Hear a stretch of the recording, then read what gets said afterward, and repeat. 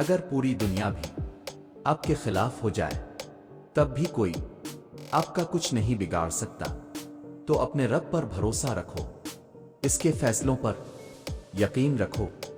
وہ جو بھی کرتا ہے بے شک ہمارے اچھے کے لیے ہی کرتا ہے۔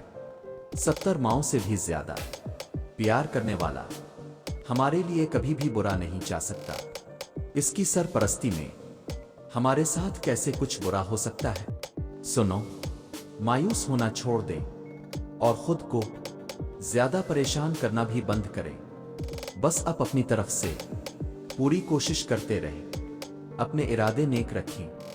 آپ کا یہ سفر آپ کو تھکا بھی سکتا ہے اور آپ کو پریشان بھی کر سکتا ہے، لیکن پھر آہستہ آہستہ آپ کو چیزوں کی سمجھ آنا شروع آ جائے گی اور آپ اپنی منزل کو پالیں گے۔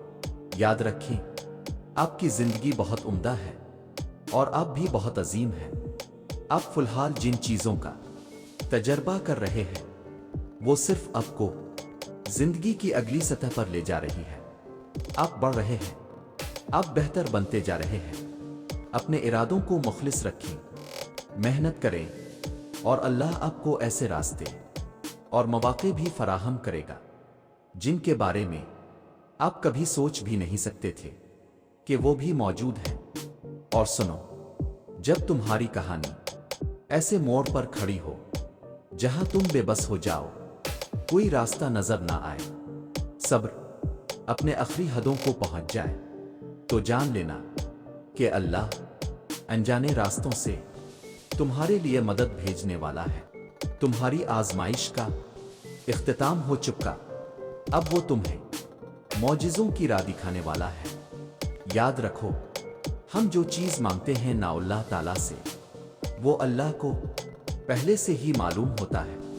ہم جس چیز پہ تڑپتے ہیں نا، اللہ تعالیٰ پہلے سے ہی اس تڑپ سے واقف ہوتا ہے کہ ہم یہ مانگیں گے۔